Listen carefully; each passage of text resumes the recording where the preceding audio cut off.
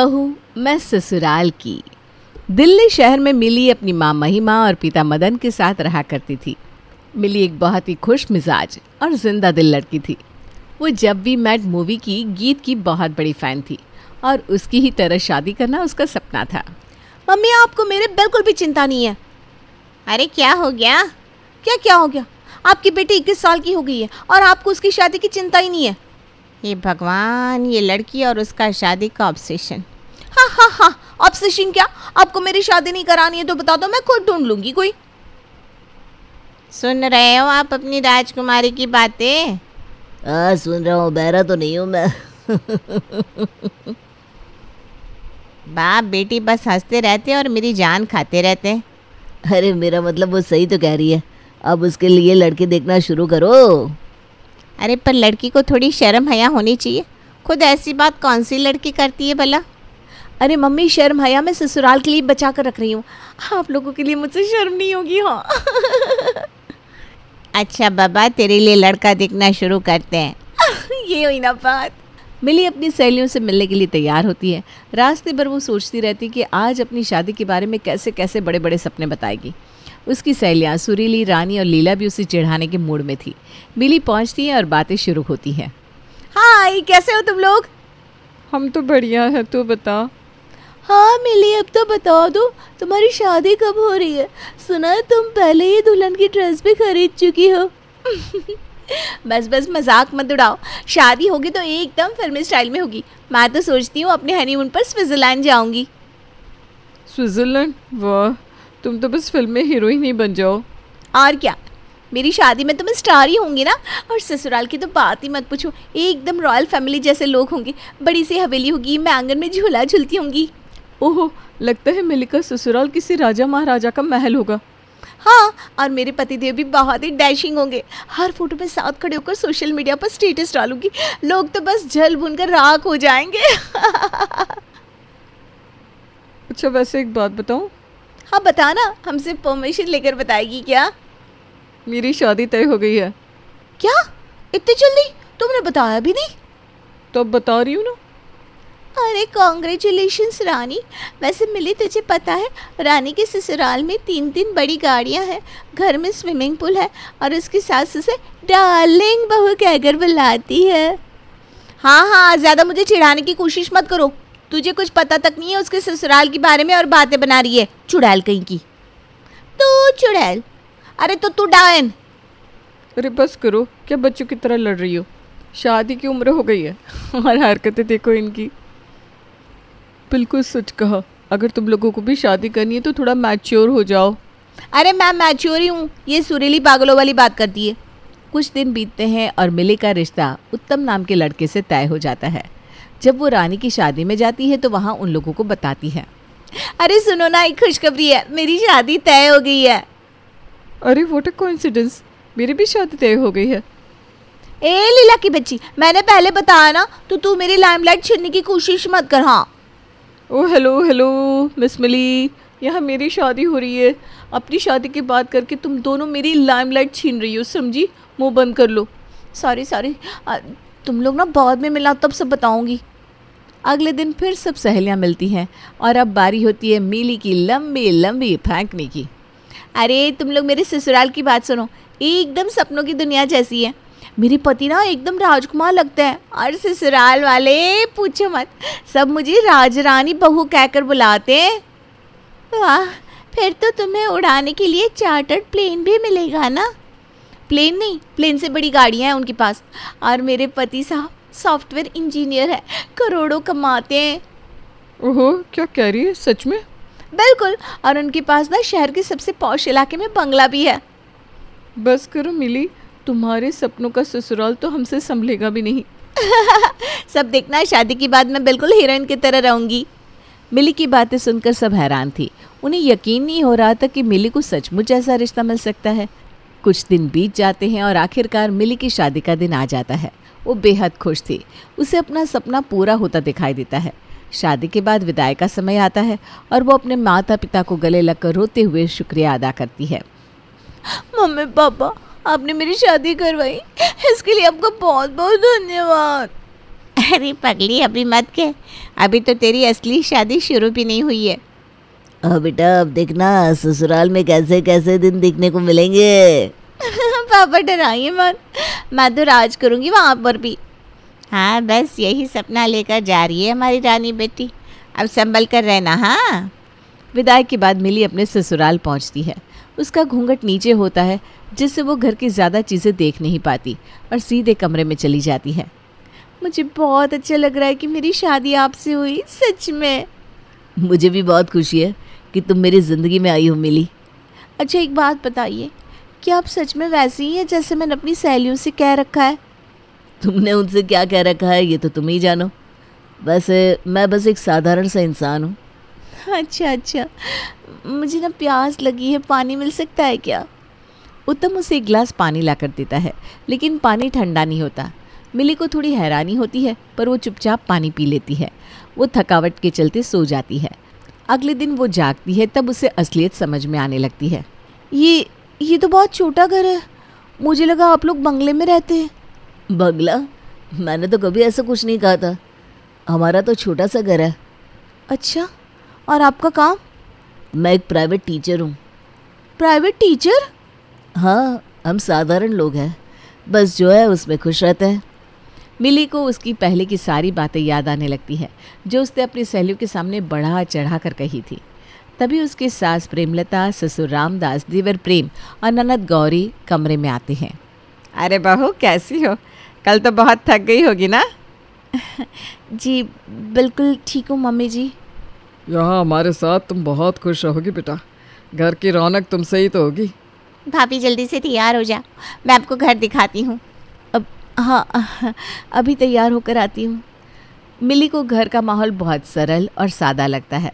वो सबके साथ हंसते मुस्कुराते हुए बात करती है, पर अंदर ही अंदर उदास होती है। शाम को वो अपने पति से बाहर घूमने जाने की बात करती है। चलिए ना, बाहर कहीं घूमने चलते हैं। हाँ क्यों नहीं, तैयार हो जाओ फिर चलते हैं। थोड़ी देर बाद मिली जब घर से बाहर निकलती है तो उसे कहीं कोई गाड़ी नहीं दिखती। अरे आपकी कार कहाँ है? कार? हमारे पास कोई कार नहीं है। अच्छा, तो बाइक होगी। अरे बाइक भी नहीं है, हम पैदल ही चलते हैं या फिर रिक्शा कर ले। ठीक है, पैदल ही चलते हैं। मिली का दिल टूट जाता है, लेकिन वो अपने मन को समझा कर चल देती है। उसकी आंखों में दर्द था, पर वो चेहरे पर मुस्कान बनाए रखती है। अगले दिन मिली अपने कमरे में बैठी थी, तभी उसका देवर प्रेम और ननद गौरी वहाँ आते हैं और उससे बातचीत करने लगते हैं। भाभी अब ठीक तो है ना? हाँ बिल्कुल, बस थोड़ा सा अजीब लग रहा है। अजीब? अरे भाभी हम भी तो आपके साथ हैं, अब देखिए धीरे धीरे सब ठीक लगेगा। मुझे नहीं पता था कि यहाँ एसी भी नहीं है और कार भी नहीं है। अरे भाभी हम लोग अमीर तो नहीं है, पर आपसे बहुत प्यार करते हैं, आप हमारी प्यारी भाभी हो। हाँ भाभी, हमारे पास बड़ी बड़ी चीज़ें नहीं है, पर हमारा दिल बहुत बड़ा है। अच्छा, शुक्रिया आप दोनों का। मिली मुस्कुरा देती है, लेकिन दिल ही दिल में उदास होती है। कुछ देर बाद वो अपनी माँ को फ़ोन करती है और सारी बातें कह डालती है। मम्मी, आपने मेरी कैसी जगह शादी कर दी? मैंने आप पर भरोसा किया था कि आप मेरी शादी किसी बड़े घराने में कराएंगे, लेकिन आपने मुझे गरीबों में बसा दिया। देख मिली, ये सपने देखने छोड़ दे और असल ज़िंदगी में आ जा। हमने तेरी शादी वहाँ इसलिए करवाई क्योंकि वो लोग बहुत अच्छे हैं। आजकल के ज़माने में इतना सादा और सीधा ससुराल मिलना मुश्किल है। पर मम्मी, मुझे ये सब नहीं चाहिए था, मुझे एक आलीशान जिंदगी चाहिए थी। मिली, खुशी बड़े घर में नहीं अच्छे लोगों के बीच मिलती है। ये बात जितनी जल्दी समझ लेगी उतना अच्छा है। रहने दीजिए आप, समझ गई मैं। मिली फ़ोन काट देती है और नाराज़गी में कमरे में बैठी रहती है। तभी उसका फ़ोन बजता है। उसकी सहेली रानी का कॉल था। रानी उससे उसके ससुराल का हालचाल पूछती है, पर मिली असलियत बताने में हिचकिचाती है। अरे मिली, कैसी चल रही नवविवाहित ज़िंदगी? ससुराल में राज कर रही है कि नहीं? अब हाँ रानी, यहाँ तो सब कुछ शानदार है। ससुराल में ना सब लोग मेरा बहुत ख्याल रखते हैं। बड़ा सा बंगला है, एसी है, सब कुछ है। वाह, सच में मज़ा आ गया सुनकर। और कार है ना? अरे हाँ, मेरी तो अपनी कार है, ड्राइवर भी। अब बस हर वक्त कहीं भी आने जाने में ना कोई परेशानी नहीं होती। बाहर से उसकी सास प्रेमलता ये सब सुन लेती है। उसे शर्मिंदगी महसूस होती है और वो चुपचाप वहाँ से चली जाती है।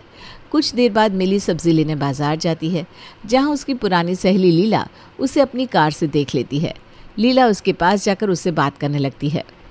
अरे मिली, यहाँ इस बाजार में पैदल क्यों घूम रही है? तेरी कार कहाँ है? अब कार ना थोड़ी ख़राब हो गई थी, मैंने ड्राइवर को वापस भेज दिया। मेरा क्या है, सब्ज़ी ले लूँगी फिर टैक्सी से चली जाऊँगी। अरे वाह, चल फिर मैं तुझे घर छोड़ देती हूँ, इसी बहाने तेरा ससुराल भी देख लूँगी। अब नहीं, वो हमारे यहाँ ना बिना बताए मेहमानों का आना अच्छा नहीं माना जाता। तुम किसी दिन बता कर आना ना। अच्छा चल ठीक है, वैसे मुझे तेरी ये नवाबी शान देखकर बड़ा मज़ा आ रहा है। हाँ, नवाबी शान ही समझ ले। मिली लीला को वहीं छोड़कर आगे बढ़ जाती है, लेकिन उसके अंदर का दर्द उसकी आंखों में आंसू बनकर छलकने लगता है। मिली के दिन यूं ही कट रहे थे कि एक दिन उसके पास एक कॉल आती है। उसकी तीनों सहेलियां कॉन्फ्रेंस पर होती हैं। अरे मिली, कल तेरा बर्थडे है ना, हमें भी तो इनवाइट कर दे। ओह हाँ, कल तो मेरा बर्थडे है, मैं तो भूल ही गई थी। बड़ी बात है, हमें भूल सकती है तू, लेकिन तेरा बर्थडे कैसे भूल सकती है?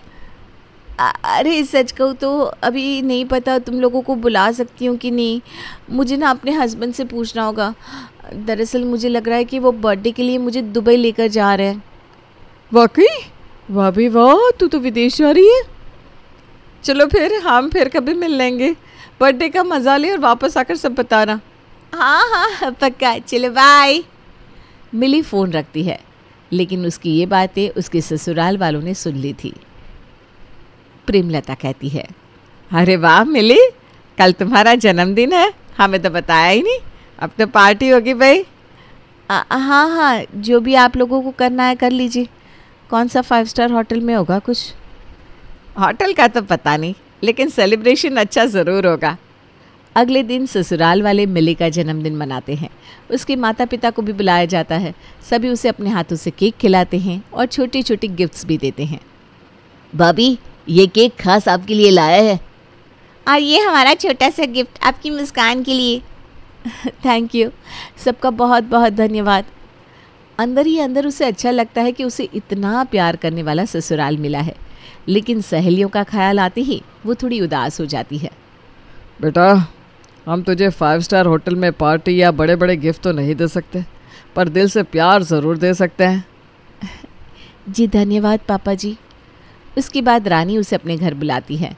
मिली रानी के घर पहुंचती है और वहां चारों ओर नौकर चाकर और कारों की लंबी लाइन देखकर वो अंदर ही अंदर जलन महसूस करने लगती है। लेकिन घर के अंदर पहुंचने पर उसे कुछ और ही देखने को मिलता है। अरे देखो तो, कहाँ से उठा कर ले आए इसे? गरीबों के घर से तो आई है, वही तौर तरीके लाएगी ना अपने साथ। सॉरी मम्मी जी, मैं कोशिश करूँगी सब ठीक से सीखने की। सीखना तो पड़ेगा, वरना क्या नाक कटवाने का इरादा लेकर आई है? रानी, ये तुझे ऐसे क्यों बोल रही है? अरे छोड़ना मिली, इस घर में सब चीज़ें तो हैं, बस थोड़ी इज्जत कम है। रानी, मुझे लगा इतने बड़े घर में सब कुछ होगा, लेकिन सब कुछ है पर प्यार और सम्मान नहीं। कभी कभी लगता है इस अमीरी में सब खो गया है। मिली रानी से मिलकर वापस लौट जाती है। उसे समझ में नहीं आता कि इतनी अमीरी में बिना इज्जत के जीना कैसा होता होगा। मिली रानी के घर से निकलकर सीधे लीला के घर जाती है। लीला का घर भी बेहद आलीशान और बड़ा था। जैसे ही मिली वहाँ पहुँची तो उसने देखा कि लीला का पति एक लड़की को छुपाकर चुपके से बाहर निकल रहा है। अंदर जाकर मिली लीला को ये बात बताती है। हे भगवान लीला, ये क्या देख लिया मैंने? लीला, तेरा पति, वो लड़की, ये सब क्या हो रहा है? अरे मिली, तू बस छोड़ना, ये सब चलता रहता है। चलता रहता है? लीला, तू जानती है तेरा पति तुझे धोखा दे रहा है। मुझे पता है मिली, इनका अफेयर चल रहा है, लेकिन मैं क्या करूं? हमारी अरेंज्ड मैरिज हुई है, इन्हें ये शादी करनी ही नहीं थी, पर मजबूरी में हो गई। अब मैं इन्हें छोड़कर कैसे जाऊं? क्या मतलब कैसे जाऊं लीला? तेरी भी तो कोई इज्जत है। इतना बड़ा घर, इतनी अमीरी किस काम की जब पति की वफादारी ही नहीं? मिली, समझा कर, ये अमीर लोग हैं, इनकी इज्जत, इनका स्टेटस। मैं मायके जाकर अपने माँ बाप को और परेशान नहीं कर सकती। उन्होंने इतने सपने संजोए थे मेरी शादी के लिए। ओ लीला, मुझे माफ़ कर। मैंने सोचा भी नहीं था कि तू इतनी तकलीफ़ में है। पर मिली, किसी को बताना मत, मैं जानती हूँ तू समझदार है। हाँ हाँ, तू बेफिक्र रह। मिली का दिल भारी हो जाता है। वो चुपचाप लीला के घर से लौट आती है। घर पहुंचते ही उसकी सास प्रेमलता बड़ी ममता से उसे अपने पास बिठा लेती है। अरे मेरी बच्ची, तू इतनी थकी थकी सी क्यों लग रही है? चल बैठ, आज तेरी पसंद की चाय बनाई है मैंने। थैंक यू मम्मी जी, आप सच में मेरी बहुत परवाह करती हैं। अरे रो क्यों रही है? तू मेरी बेटी जैसी तो है, परवाह तो होगी। मिली सोच में डूब जाती है कि उसका ससुराल कितना अलग और प्यार भरा है, जहाँ उसे सच्चा अपनापन मिला है। उसी शाम अचानक मिली सीढ़ियों से गिर जाती है। उसके सिर में काफ़ी चोट आती है। तुरंत उसका पति उत्तम उसका इलाज करवाता है और सब लोग उसकी देखभाल में जुट जाते हैं। उत्तम पूरी रात उसके सिरहाने बैठा रहता है। मिली, अब दर्द तो नहीं हो रहा ना? तुम ठीक तो हो ना? देखो मैं यहीं हूँ तुम्हारे पास। तुम पूरी रात मेरे पास बैठे रहे? हाँ, नहीं तो क्या, तुम्हें तकलीफ में देखकर मैं कैसे चैन से सो सकता हूँ? मुझे माफ़ कर दो, मैंने तुम्हें और इस परिवार को गलत समझा था। मुझे नहीं पता था कि मुझे यहाँ इतना प्यार मिलेगा। अब ये सब मत सोचो, आराम करो। अगले दिन मिली के माता पिता के साथ उसकी सहेलियाँ उसे देखने उसके ससुराल आती हैं। ओ मिली, तू बड़ी बड़ी बातें करती थी, ये कैसा ससुराल है तेरा? अरे ये कैसी जिंदगी है? तू तो हमेशा आलीशान किस्से सुनाती थी। हाँ, मेरा ससुराल भले ही साधारण हो, पर कम से कम मेरा पति मुझसे सच्चा प्यार करता है। और मेरी सास, वो तो मेरी माँ जैसी है। मैं यहाँ खुश हूँ। तुम लोगों को दिक्कत हो तो यहाँ से चली जाओ। सॉरी मिली, हम तो मजाक कर रहे थे। तू खुश है तो हम भी खुश हैं। हाँ, मैं खुश हूँ। आखिर ज़िंदगी की असली खुशियाँ रिश्तों से होती हैं, दौलत से नहीं। शायद तू सही कह रही है मिली, हमने रिश्तों की अहमियत समझने में भूल कर दी। और मैंने भी ये सीख लिया कि जो हमारे पास है उसे सहेजना और अपनाना सबसे बड़ी दौलत है। सहेलियाँ चुप हो जाती हैं और समझ जाती हैं कि असली कीमत रिश्तों और प्यार की होती है, ना कि दौलत की। उस दिन के बाद से मिली अपने ससुराल में खुशी खुशी रहती है।